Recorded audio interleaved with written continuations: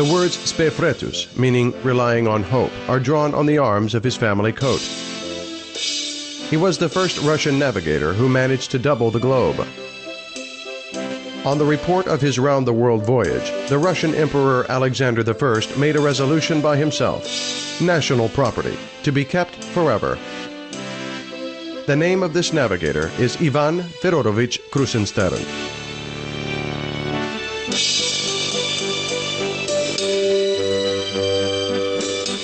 Ivan Fedorovich Krusenstern was born in 1770 in Estlandia into the family of a local nobleman of modest means.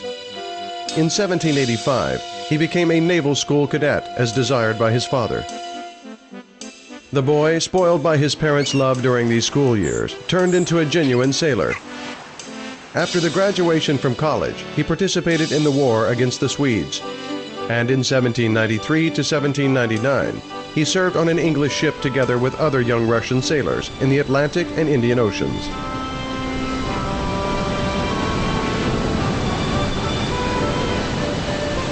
On his return to his native country, Krusenstern presented to the government a unique project in which he suggested that the first Russian round-the-trip expedition should be fitted out.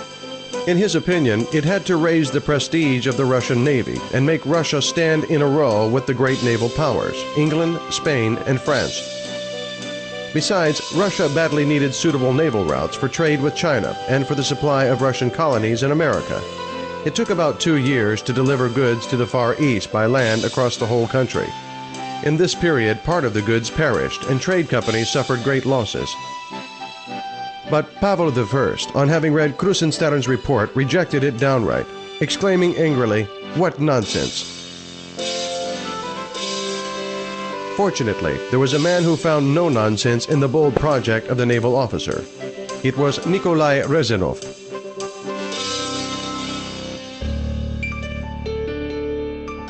When Alexander I replaced Pavel I on the Russian throne, Reznov helped Krusenstern obtain permission to arrange an expedition.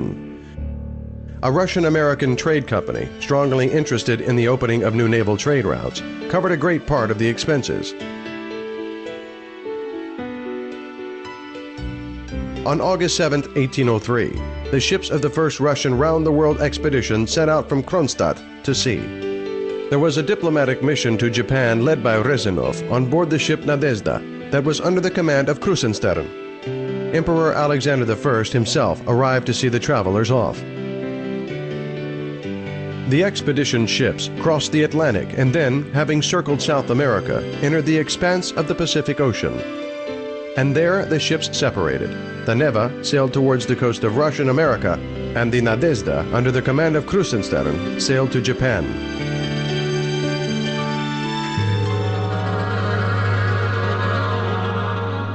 The country of the rising sun at that time was still closed for foreigners, and a 6-month stay in Nagasaki reminded of captivity. A piece of land where the Russians were quartered was enclosed with a high fence, with guards standing at the gate. Reznov's attempts to establish trade relations with the Japanese failed. Emperor Kokaku did not even accept the gifts Alexander I sent him. What is more, he disallowed the Nadezhda to move along the western coast of Japan. "Will we really obey?" his assistant Ratmanov asked Krusenstern with indignation. "I will not even think of it," the captain replied calmly. "At sea I am my own master," and he ordered to move further in the direction of Kamchatka.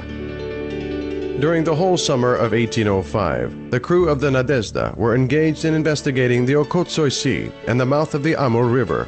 Then the ship sailed to the meeting venue with the Neva, to the Chinese city of Canton. Here, Krusenstern sold all the goods stored up successfully. That year, the winter was extremely cold, and the Chinese merchants almost snatched the luxurious Russian furs out of their hands. After buying tea, silk, and valuable Chinese porcelain for the money received, the expedition left for their native coasts. Precisely 3 years after the beginning of the round-the-world voyage, the Nadezhda and the Neva, which did not lose a single person on board, returned to Kronstadt. They brought not only valuable goods, but also invaluable scientific observations described by Krusenstern in the 3-volume work, The Voyage Round the World. The expedition discovered many islands in the Pacific Ocean, carried out research of the sea currents, temperature, and water density. It marked the beginning of a new science. Oceanography and rich ethnographic collections of the peoples of Oceania, Kamchatka, and Sakhalin were gathered. The famous traveler lived to be 76. After the round-the-world voyage, Ivan Fedorovich Krusenstern entered civil service. He was a member of the Admiralty Department, a member of the management board of the military school he had studied at, and then he served at the Naval Ministry.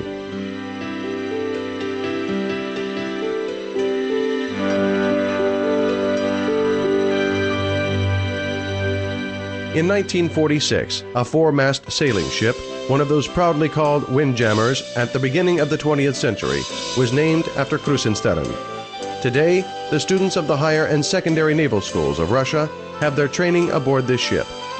And in St. Petersburg, there is a monument to Admiral Ivan Fedorovich Krusenstern next to the former Naval Cadet College, now St. Petersburg Naval Institute. Every year, on the eve of graduation, a sailor's vest appears on the sailing ship in a mysterious way. Superstitious students believe that it is the only way of showing them the green light to set off to sea.